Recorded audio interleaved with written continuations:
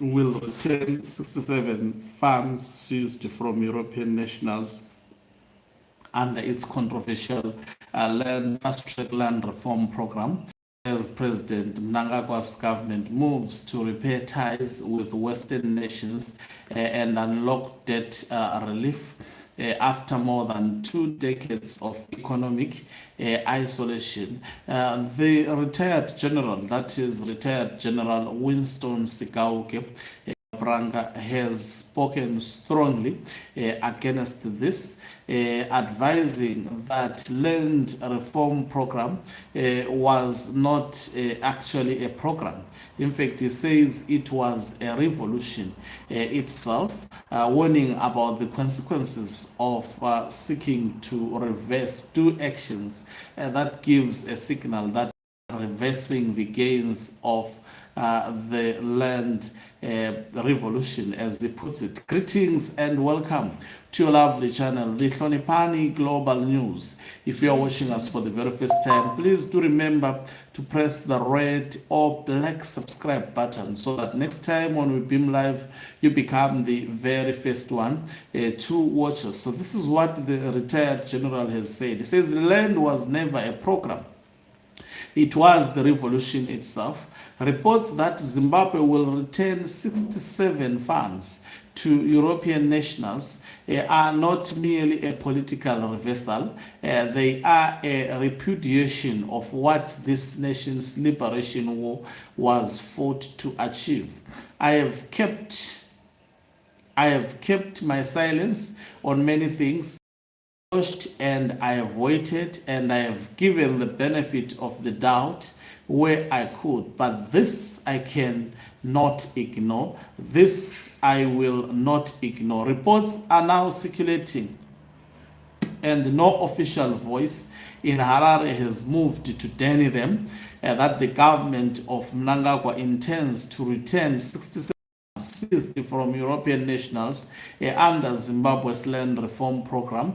The reason given is the familiar one, to repair ties with Western nations and to unlock debt relief after more than 2 decades of economic isolation. I understand the weight of debt. I understand the pressure of isolation. I spent my career serving a country that was sanctioned, vilified, and economically strangled by those same Western capitals.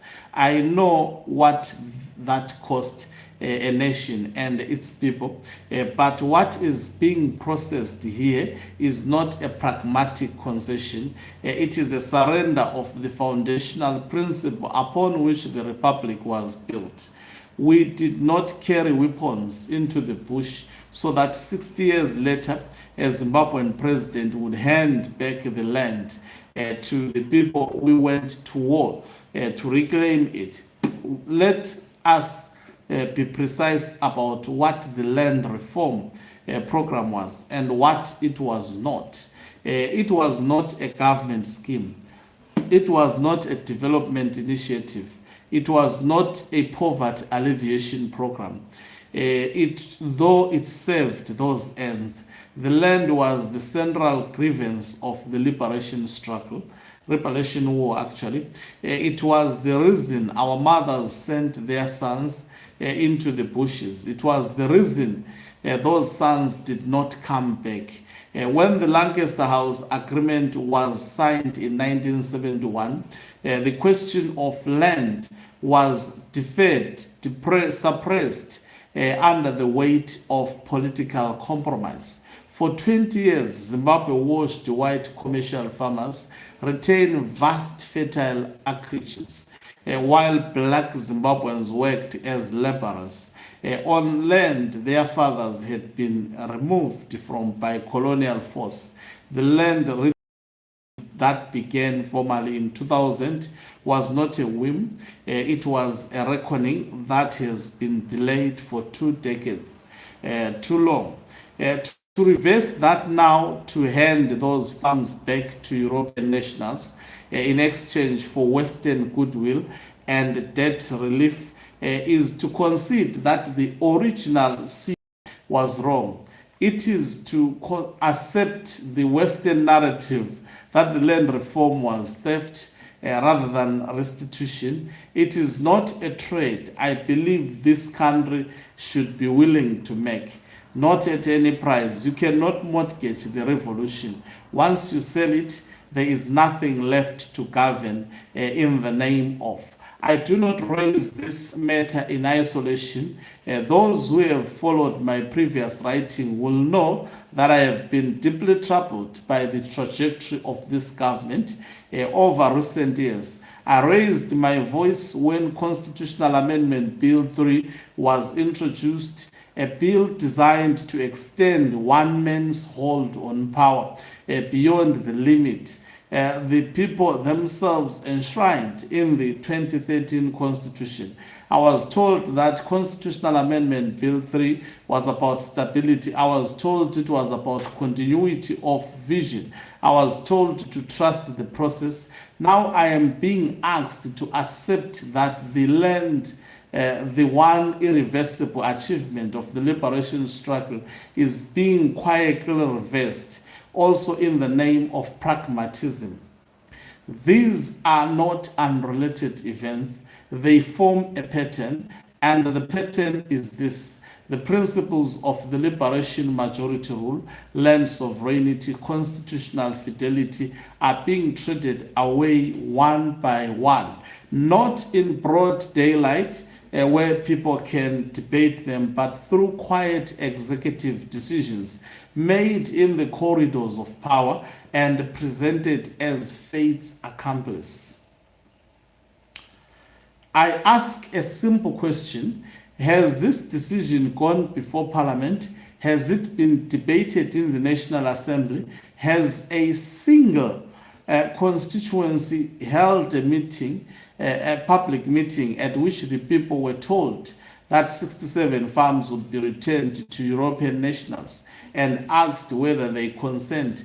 The answer, as far as I can determine, is no. This is being done the way Constitutional Amendment Bill 3 was pushed through institutional maneuver, though through the quiet leverage of executive authority with the people as spectators to decisions that will reshape their inheritance. Land is not a bureaucratic asset to be transferred between ledger entries. For millions of Zimbabweans, it is identity, it is dignity, it is the material form of what the Liberation War meant. Any government that reverses land redistribution without a national conversation, without a referendum, without parliamentary mandate, has not merely made a policy error, it has broken faith with dead.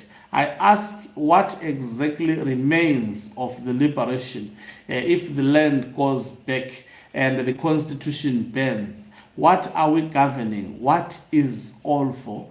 I'm an old soldier. I have no political ambitions. I have no to serve and no faction to advance.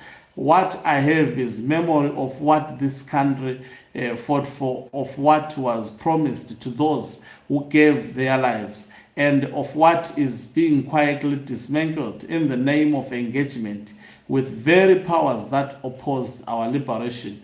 My demand is not for confrontation, it is for transparency and democratic mandate.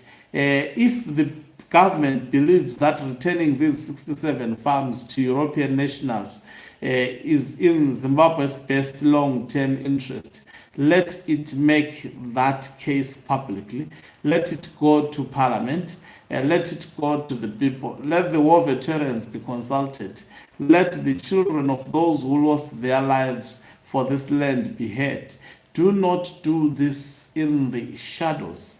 Do not do this as a transaction. The land is not yours to trade. It was never yours to trade. It belongs to the people of Zimbabwe. And only the people of Zimbabwe have the authority to decide its future. That is retired Lieutenant General Winston Sikauke Mabanga. So the general is really concerned with the developments within ZANU-PF. that Emerson Tambutso Mnangagwa has already clinched a deal for about 67 farms to be returned back to original owners pre-fast track land reform program in Zimbabwe. Thank you very much for watching us. If you're watching us for the very first time, please do remember to press the red or black subscribe button so that next time when we beam live, you become the very first one to watch us. You can financially support this channel by pressing the join button and be part of our members who are the heartbeat of this channel. You can equally do so by pressing the thanks button and send us stars. Okanqubo Mhlabane is signing off. Let me love and leave you.